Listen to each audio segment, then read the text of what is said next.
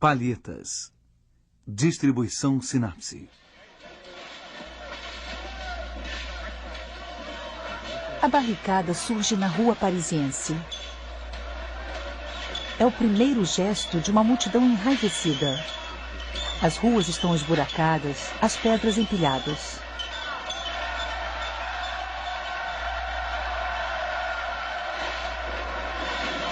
Paliçadas, árvores, postes se sobrepõem. Cada barricada vê nascer seus chefes, seus soldados, suas cantineiras, seus meninos. Na maioria das vezes, isso acaba em sangue. E a cada geração, tudo recomeça. Sob as pedras, a imagem. – 28 de julho de 1830. A liberdade guiando o povo.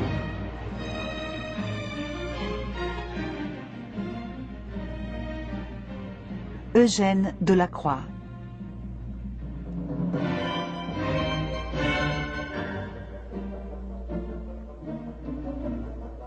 Museu do Louvre, Paris. –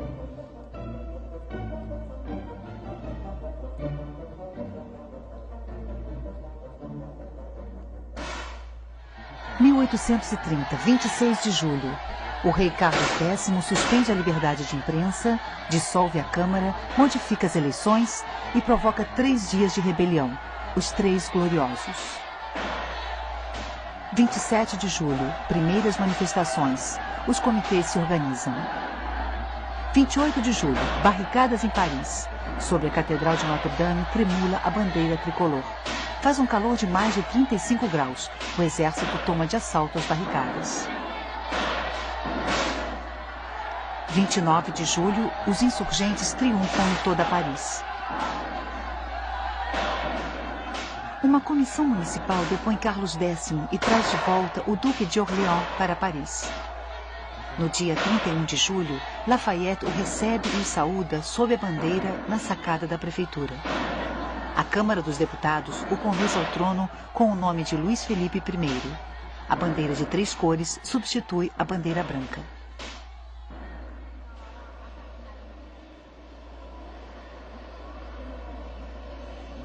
Uma tela de 2,60 metros de altura por 3,25 metros de largura.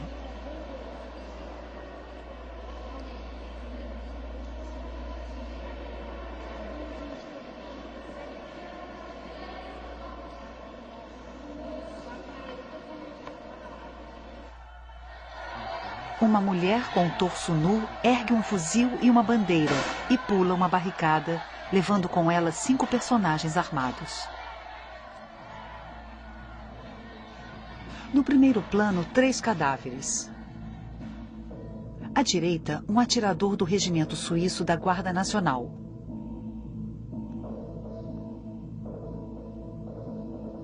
Capote cinza azulado, ornamento escarlate no colarinho, polainas brancas e sapatos baixos.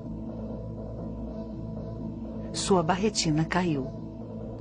Ao lado, um couraceiro da Guarda Real.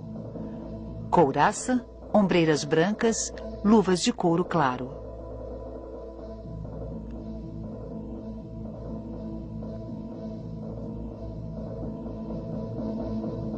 À esquerda, um combatente morto cujas calças foram roubadas.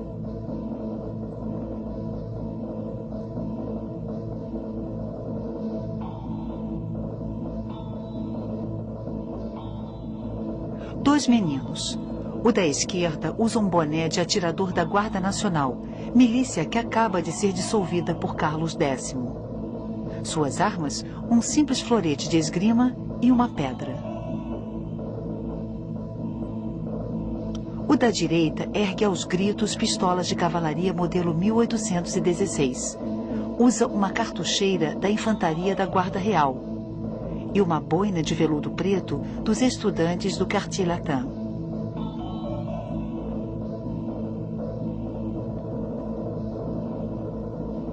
Três homens. O primeiro usa uma boina grande, um avental de proteção para manufatura e uma bandeirola porta-sabre tomada de um infante.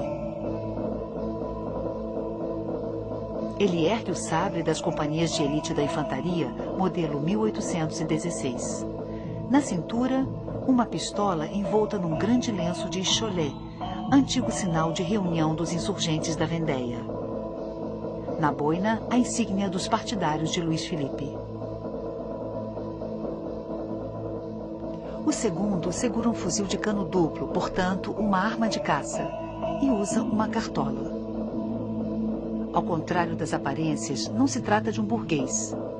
A calça larga e o cinto vermelho indicam ser um artesão, ou um chefe de oficina, ou ainda um companheiro.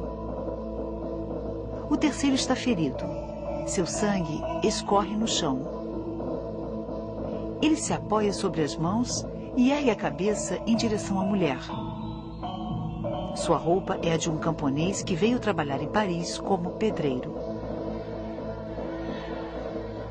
A Liberdade, única mulher do quadro, usa uma saia larga, bege, presa na cintura por um cinto vermelho de 2 voltas e uma blusa branca rasgada ou dobrada. Em sua mão esquerda, um fuzil da infantaria, modelo 1816, com baioneta no cano. Na mão direita, uma bandeira de 3 cores. Nascida com a Revolução Francesa, a bandeira, justapondo as 2 cores de Paris, azul e vermelho, ao branco da antiga monarquia, tornara-se no mundo todo o emblema da liberdade. Durante os 3 gloriosos, ela é o trunfo maior. Com o rosto de perfil, a Liberdade olha para trás. Ela usa um barrete frígio. O barrete frígio, chapéu da Pérsia antiga adotado em Roma pelos escravos alforriados, torna-se, na Revolução Francesa, o chapéu oficial. É um dos atributos da liberdade e, a seguir, da República. Em segundo plano, uma multidão munida de armas diversas. No meio, um politécnico de bicorne. A barricada, não muito alta, é um empilhamento de grandes pedras arrancadas das ruas.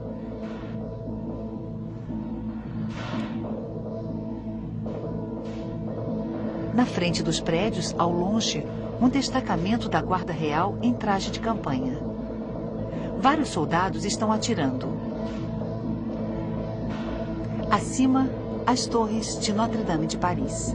Uma bandeira está fincada no topo. Delacroix escolheu a catedral em vez da prefeitura. Enquanto pintava este quadro, seu amigo Victor Hugo escrevia Notre-Dame de Paris. Tanto para o pintor como para o romancista, a catedral é o símbolo do povo, de sua revolta, de sua espontaneidade. Mais tarde, Victor Hugo escreve Os Miseráveis.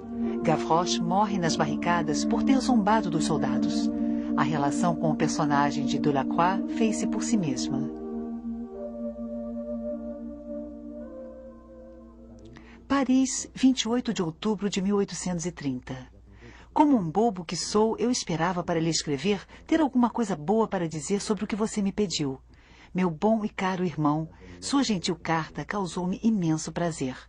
Quanto ao spleen, ele vai indo graças ao trabalho. Eu iniciei um tema moderno, uma barricada. E se não pude vencer pela pátria, pelo menos pintarei por ela. Isso deixou-me de ótimo humor. Em julho de 1830, Delacroix assiste aos combates. Com Ingres, Deveria e outros artistas, ele participa da proteção do Museu do Louvre.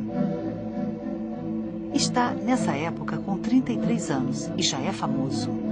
No Salão de 1822, sua Barca de Dante foi comprada por Luís XVIII. Em 1824, os massacres de Quio foram adquiridos por Carlos X. Em 1827, a morte de Sardanapalo provocou um escândalo. Mas, após tornar-se rei, Luís Felipe encomenda várias outras telas, como a tomada de Constantinopla pelos cruzados. Da sala do Louvre, onde se encontra a Liberdade, o visitante pode ver a vitória de Samotrácia. O gesto e o drapeado pintados fazem eco ao gesto e ao drapeado de mármore. Mesmo não tendo conhecido a estátua, que entrou no museu em 1865, a semelhança não é ocasional. Em 1820, a Grécia se revolta contra o domínio turco. A Europa romântica se inflama pela causa grega. Delacroix pinta o massacre de Quio. Inspirando-se nos drapeados antigos, ele acumula numerosos desenhos sobre o tema grego.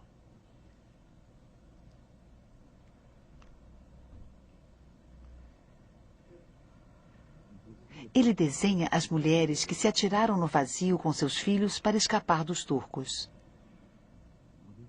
Em 1827, termina a sua A Grécia sobre as ruínas de Missolonghi. Uma mulher com os seios parcialmente desnudos ergue-se sobre as pedras empilhadas. Após os tumultos de Paris, esboços de rostos, de roupas e de gestos pertencem tanto à insurreição grega quanto às barricadas. Os dois temas acabam se fundindo.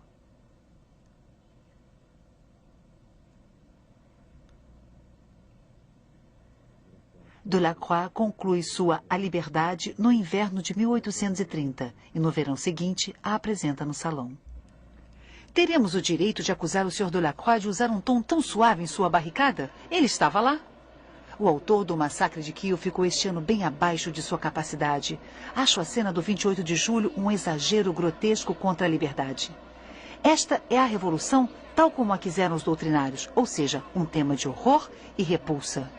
Esses homens do povo não deviam ter todos eles perfis gregos. Seus traços eram grosseiros, suas roupas rasgadas e sujas. O Sr. Delacroix exagerou em tudo por puro prazer. Vimos toda essa gente na rua e agora os revemos admiravelmente pintados pelo Sr. Delacroix. Os heróis do Sr. Delacroix são falsos e feios. Esse rosto sem personalidade, o corpo seminu e o seio deformado, com suas carnes enrugadas, não correspondem ao pensamento do pintor nem à ideia que temos da liberdade nobre e generosa que triunfou no dia 28 de julho. E esse peito todo sujo e nu é muito indecente. Ah, Sr. Delacroix, o senhor devia ter limpado a sua cria. Deus, como está suja! Como pôde juntar a seu rosto jovem um peito tão sujo? Concordo que o peito e os braços da liberdade são de um tom um pouco sujo, mas esse tom não deixa de ter uma certa delicadeza. Ataques ou elogios não são compartilhados entre a direita e a esquerda. Com um espírito muito aristocrático, Delacroix nada tem de revolucionário, mesmo que revolucione a pintura. Mas o que os dois lados têm contra ele é o realismo dos seus personagens e essa mulher despida em plena rua. Na pintura, a nudez obedecia a normas severas. Os seios da liberdade, escurecidos pela pólvora, e a discreta pilosidade da axila são considerados sinais de mau gosto.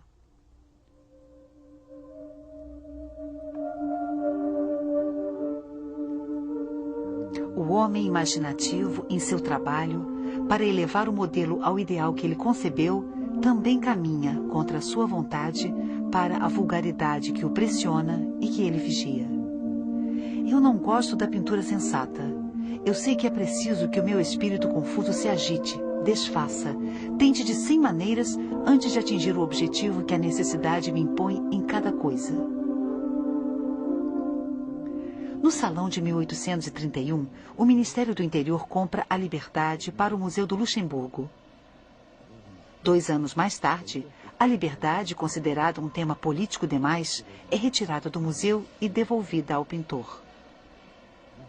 Em 1848, o Louvre requisita a tela. 1852, Segundo Império. Mais uma vez julgado subversivo, o quadro é mandado para a reserva. 3 anos depois, sai do museu para a Exposição Universal. Nessa época, Delacroix o retoca.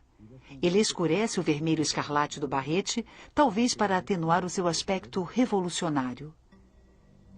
Em 1863, Delacroix morre em sua casa da rua Fürstenberg.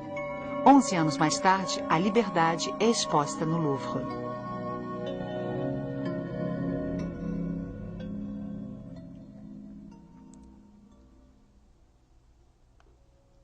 Delacroix trabalhava rápido, utilizando 2 pincéis bem largos. As pinceladas são rápidas e precisas.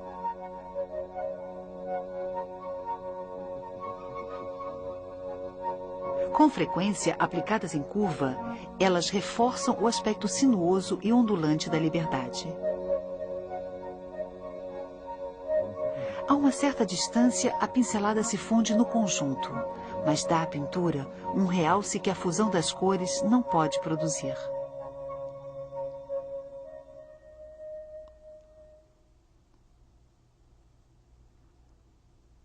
A elaboração é firme, brutal e rebuscada no primeiro plano do quadro, a área mais dramática.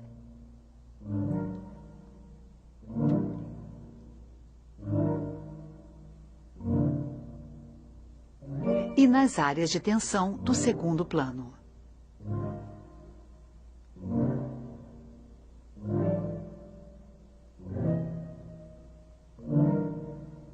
Atrás, a definição se atenua para reforçar o efeito de profundidade.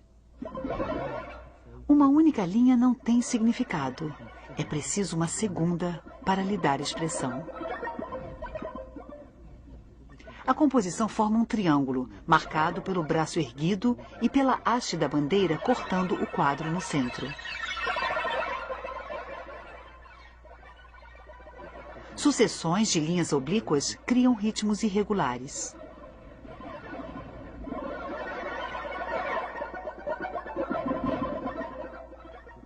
Para obter uma tela com tais dimensões, foi preciso costurar 3 panos.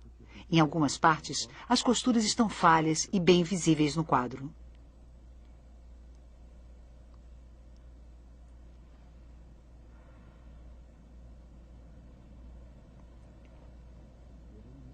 Os raios-x mostram que o suporte é uma tela grossa e irregular. 14 fios de cadeia e 11 fios de trama por centímetro quadrado.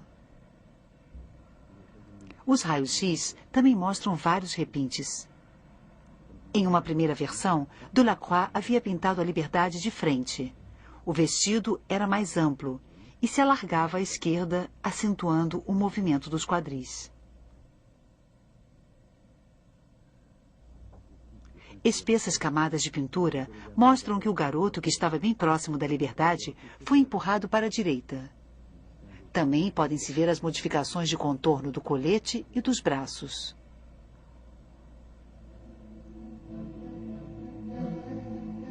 Sobre um fundo claro, variando do bege ao cinza claro, Delacroix realizou primeiro um esboço com um pigmento castanho resinoso e, a seguir, aplicou suas cores.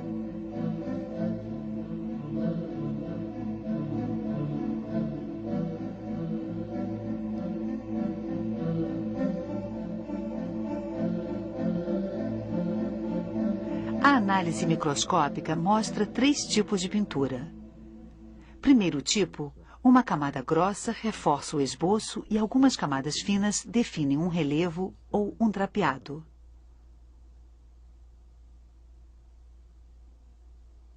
Segundo tipo, as cores escuras.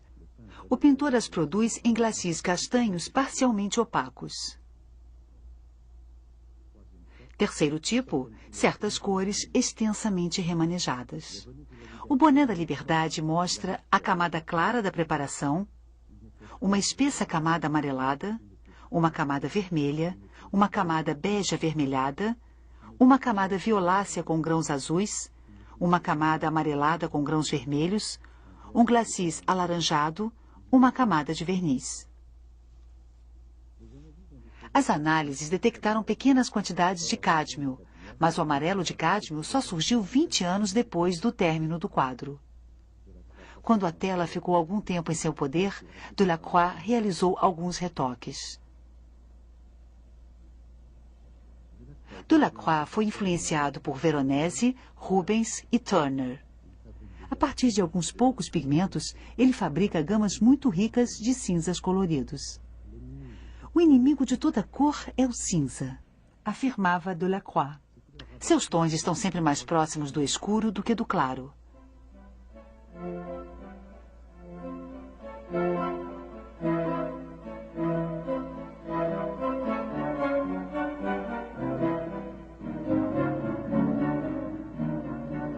Primeiro, o pintor joga com as oposições de claridade. Em uma mesma área, ele alterna e opõe as sucessões de claro e escuro. A parte superior, direita, clara, opõe-se à parte inferior, esquerda, escura. E dentro de cada uma dessas partes, zonas escuras ou claras reforçam ainda mais os contrastes. Delacroix dizia: o claro escuro fornece o relevo pela disposição das sombras e das claridades em relação ao fundo. O pintor também joga com contrastes brutais de cores. Em cada área, ele multiplica e opõe as cores, em especial as complementares. Duas cores complementares estão diametralmente opostas no círculo cromático.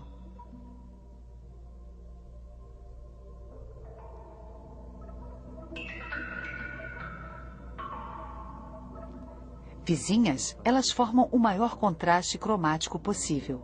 Misturadas, elas fornecem um cinza neutro. Jogando com um pequeno número de cores complementares e com variações leves dessas cores, o pintor pode obter uma grande variedade de tons. No topo da composição estão as maiores superfícies de cores vivas, o vermelho e o azul. Situadas nas duas extremidades do espectro, são bem opostas, mas não exatamente complementares. No entanto, para reforçá-las, Delacroix irá pintá-las sobre fundos complementares. O vermelho alaranjado da bandeira destaca-se sobre um céu pintado de azul esverdeado, enquanto o azul é pintado perto de um branco quente com tons de laranja e vermelho. Durante a rebelião, Alexandre Dumas encontra Delacroix. O pintor conta-lhe de sua emoção ao ver a bandeira flutuar sobre a Catedral de Notre-Dame. O tema ecoa sobre toda a tela. A bandeira da liberdade, a bandeira sobre Notre-Dame, o céu azul, vermelho e branco, as bandeirolas, as insígnias, ou ainda a reunião aleatória das três cores. A gama azul, branco, vermelho não se iniciou com a bandeira tricolor. Ela já era a gama de pintores franceses do século XVII, como La Hire, e do século XVIII, como Fragonard ou Regnault. O tema da bandeira erguida sobre os combates irá se tornar um dos símbolos mais comuns da pintura patriótica. O vermelho claro e o azul escuro, separados por uma faixa branca, criam uma violenta perturbação cromática difícil de conciliar com o resto do quadro. É um desafio estético que os pintores impressionistas irão enfrentar.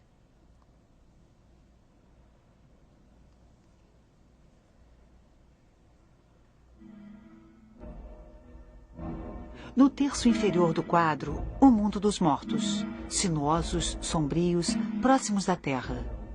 Os próprios cadáveres compõem a barricada. Em cima, os vivos, agitados, claros, erguidos em direção ao céu.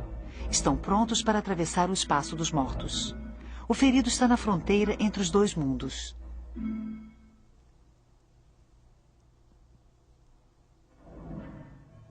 Delacroix, que admirava a jangada da Medusa de Géricault, imitou a sua composição em triângulo e sua violência macabra. Como se tivesse pressentido que um dia, colocados na mesma sala, os dois quadros continuariam dialogando. Ele também pintou em primeiro plano um Heitor, figura clássica de ateliê, inspirado no episódio da Ilíada, em que Aquiles arrasta atrás de sua carruagem o corpo de seu inimigo. Nesse contexto, a imagem representa a brutalidade dos combates, a infelicidade dos vencidos. O homem com sabre, monarquista liberal. O homem com chapéu, futuro radical de 1848. O homem ferido, camponês que se tornou operário. Os garotos, vagabundos arruaceiros. E o Politécnico, o único burguês, situado bem atrás. Todos formam um conjunto alegórico da insurreição popular.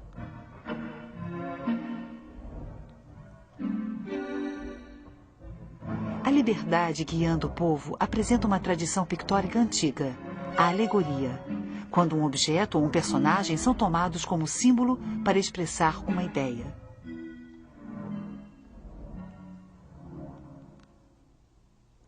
A mulher armada, guerreira e protetora aparece com frequência na história. Deusas antigas como Atenas ou figuras da religião, da paz, da vitória. Essas imagens ressurgem na Revolução Francesa, com a liberdade ou a razão tornando-se espécies de deusas, de mulheres messias. Ao mesmo tempo em que dá uma aparência guerreira à sua liberdade, o pintor a desnuda. A mulher nua, objeto de sedução erótica, ergue-se acima dos cadáveres amontoados. Como em tantos outros quadros de Delacroix, o erotismo está ligado à morte.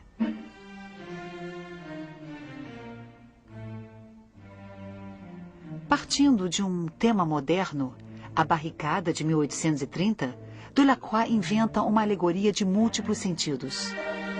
A cena histórica que reúne e concentra tantos elementos simbólicos é testemunha de uma nova forma de sagrado.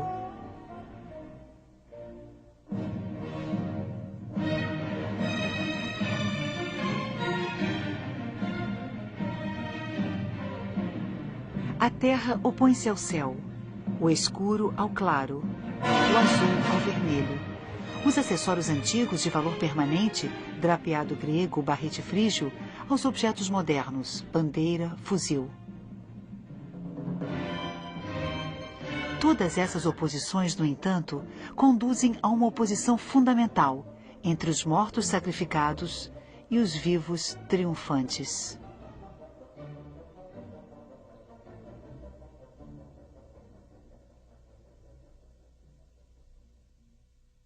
Versão brasileira Audio News.